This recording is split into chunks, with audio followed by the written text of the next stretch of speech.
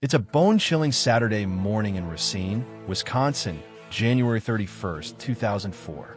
The wind howls like a wounded animal, slicing through the air at 20 below zero. Snow blankets everything in a deceptive hush, muffling the world's screams. Inside a dented garbage can, crammed into the bed of a pickup truck barreling down a lonely highway, a woman fights for breath.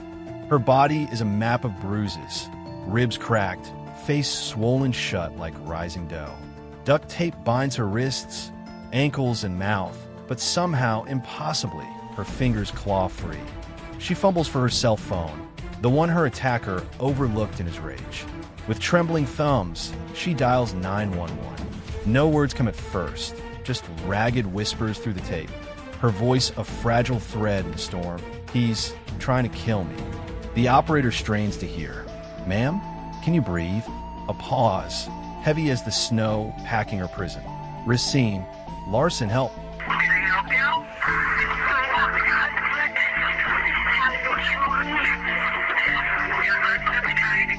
That call wasn't just a plea. It was a lifeline, raw and human, from a mother who refused to let the cold claim her. This is the story of Terry Jendusa Nikolai, a woman whose love for her daughters turned a nightmare into a miracle of survival. Terry grew up in the heart of Wisconsin's dairy country, born in the mid-1960s to a family that felt like a warm quilt on a winter night. Laughter echoed through their modest home. Her parents, steady as the Mississippi, raised her alongside three siblings in a bubble of stability. Terry was the spark, the one with boundless energy, always organizing backyard games or belting out songs on family car trips. High school flew by in a blur of pep rallies and first crushes, leading her to the University of Wisconsin-Parkside. It was there, in 1983, amid the haze of college parties and late-night study sessions, that she first crossed paths with David Larson. Mutual friends dragged them to the same dive bars, where they'd clink beers and swap stories under neon lights. Dave was charming in flashes, tall, with a Marine's build and a grin that could disarm. But their connection stayed light, platonic, like fireflies dancing without touching. Life pulled them apart for over a decade. Terry built her world, jobs, relationships, a quiet ache for something deeper. Dave bounced through the Marines, emerging in the mid-90s with a hardened edge. They reconnected in 1995, both nursing fresh wounds. Her from a breakup, him from service scars. On paper, it screamed fate. They shared history, inside jokes from those pub nights. Terry, pushing 30, felt her biological clock ticking like a metronome. She ignored the whispers of doubt, the way Dave's eyes darkened when a waitress spilled a drink, his voice slicing sharp as he berated her. "He's just passionate," Terry told herself, mistaking fury for fire. They married in April 1996, a spring ceremony full of promise. But paradise cracked on their Hawaiian honeymoon, just 4 days in. Dave hated her sundress, too revealing, he snarled.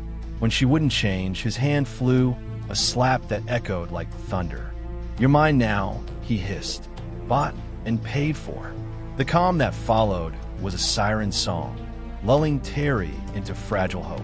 But Dave's rage was a living thing, coiling tighter with each month.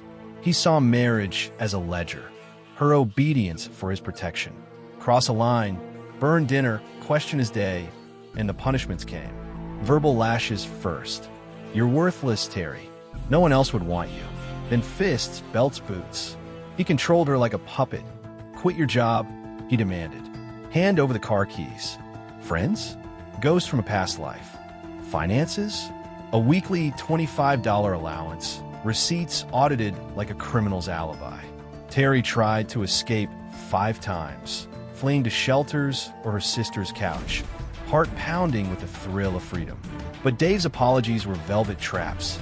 "I'll get counseling, baby. For us." She'd returned, clinging to the mirage of change. Victims like Terry don't leave because it's simple. It's a web of fear and faded self-worth, where perfect feels like the only armor against the storm. Then came the pregnancy test in 1996, a pink plus sign that lit her up like dawn. Motherhood, a chance to rewrite the script. Dave softened during those months, rubbing her feet, whispering about their future. Amanda arrived in 1997, a bundle of coups and tiny fists, followed by Holly in 1999. For stolen moments, Terry glimpsed the family she dreamed of. But fatherhood didn't tame the beast, it fed it. Dave's explosions grew erratic, spilling onto the girls. A scream at Amanda's spilled milk, a shove that sent Terry tumbling while cradling Holly. That night in late 1999, as his voice shattered the air over their eldest cries, something snapped in Terry. No more, she whispered to the dark ceiling. She packed diaper bags and dreams, slipping out to a women's shelter with her daughters in tow. Divorce papers hit the courts like a gauntlet thrown.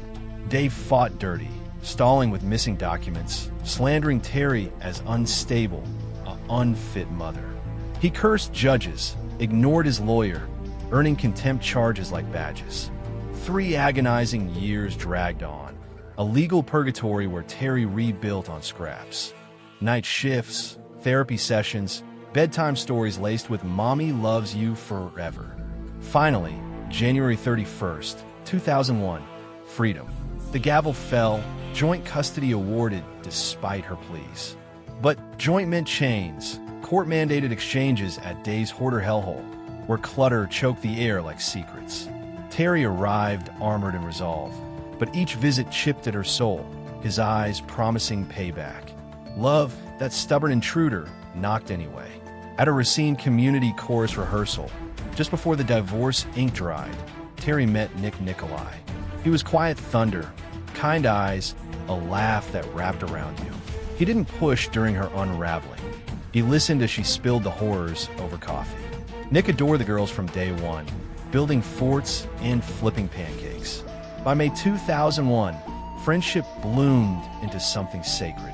They married in October 2003, a small ceremony under autumn leaves, vows tasting like rebirth. Terry exhaled, finally. No more shadows.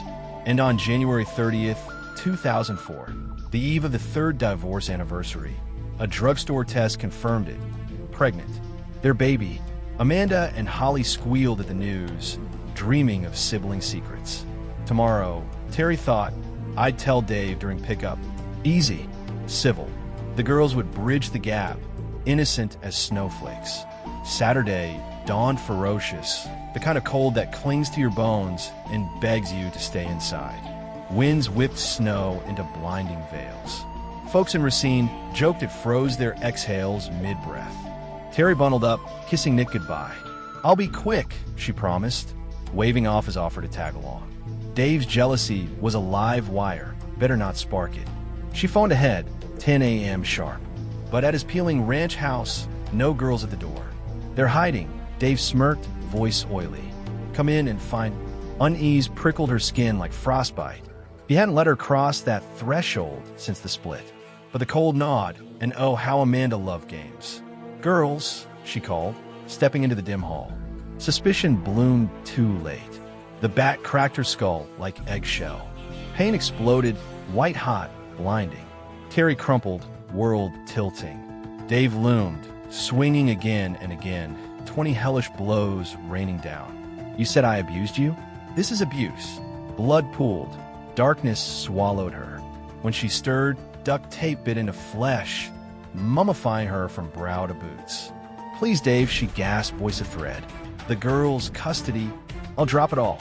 He laughed, cold as the grave. Her pants snagged during the binding. His delusion flared. Slut, he spat, convinced she'd staged it to frame him. Into the trash barrel she went, half naked, body a ruin of purple welts. He shoveled snow around her, a frozen shroud, then hoisted the can into his truck's bed. Engine roared to life, tires crunched ice. Destination? Hell. Hope flickered in the chaos, her phone tucked in her jacket. Swollen eyes sealed shut, face taped grotesque, Terry twisted free of wrist bonds. Fingers numb, she punched 911. Racine, Larson, he's killing me. The operator pieced it, address dispatched. Sirens wailed as Dave peeled out with the girls aboard, truck towing Terry's car like a trophy. Cops blasted past, oblivious to the horror hidden under tarp. At the house, door kicked in empty. Neighbors buzzed. That Larson's bad news. Beat her senseless for years. Puzzle sharpened. Missing mom, frantic call. Fading in the bin, Terry dialed Nick. He Batgirls, help. Click. He bolted to 911, voice cracking. Racine dispatch lit up. Cross-county chaos ensued. Milwaukee's operator? A wall of doubt. Hello? Kill you? Deep breath. Venom dripped. Prank, she assumed. Terry's whimpers, raw with agony, met scorn. Talk or hang up. Stunned listeners later raged. This wasn't detachment, it was desertion. A lifeline severed. Motion lurched, truck humped. Terry thrust a hand skyward, flailing for salvation. Dave spotted it, veered off-road. Bat whistled, crack. Try that again, I'll shoot you. Phone snatched. Her world shrank to suffocating dark. Play dead, she willed. He dragged the can to a storage locker, miles from anywhere. Taped shut, buried under boxes, door slammed like a coffin lid. Rot, he muttered, driving off. Back home, cops sifted squalor, rotting food, laundry avalanches. Gore on carpet, pants taped and bloodied. Amber alerts blared for the girls, bolos for vehicles. Cell pings fizzled. By dusk, desperation clawed. Every haunt Dave knew, scoured. Fate turned. A patrol car clocked him en route to work, whistling tunes. Pull over, Dave, cool as January frost. What's the fuss? Station bound, he spun yarn. Devoted dad. Terry no-show. Girls safe with girlfriend. Interrogation room. Fluorescent buzz. Dave's arrogance a shield. She ruined me. Dragged me through courts. Lies piled. Breakfast with kids. Waited till 11:30. Cops pounced. 911 at 10:57. Response by 11:03. You were gone. Hole yawned. Blood on his pants. Hers. Self-defense. Fresh fable. She ambushed with hammer. Pants down for show. He blacked out. Detectives leaned in. Voices steel. Cold out there, Dave. She's dying. Think of your daughters. He yawned. Smirked. Coffee break. Monster unmasked. Zero remorse. Just venom for the woman who'd escaped his cage. The net closed. Pings triangulated the locker. A tip from a storage clerk sealed it. Door wrenched open at midnight. Boxes hurled. Inside, the can frost-rimed. They pried it free, hearts hammering. Terry, pulse faint, core temp plunging toward hypothermia's embrace. Paramedics swaddled her. IVs snaking. Sirens screaming to the ER. She clung, whispering daughters' names. Dave, crumbled under spotlights, lies fracturing. Confessed in fragments. The bat, the snow, the tomb. Charged with attempted murder, kidnapping. Life's wreckage on his ledger. Miraculously, Terry pulled through. Surgeries, therapy, a body etched with scars but spirit unbroken. The girls reunited, safe in Nick's arms. Their baby boy arrived that summer, a defiant joy. Dave rotted in prison. 30 years his sentence, a footnote to her triumph. Terry's whisper from the snow, it echoed louder than any scream. A testament that even in the deepest freeze, one mother's love can thaw the dark. Today, she shares her story to not for pity, but power. For every woman pacing a driveway, doubting her escape. You're not alone. Fight, because dawn always breaks.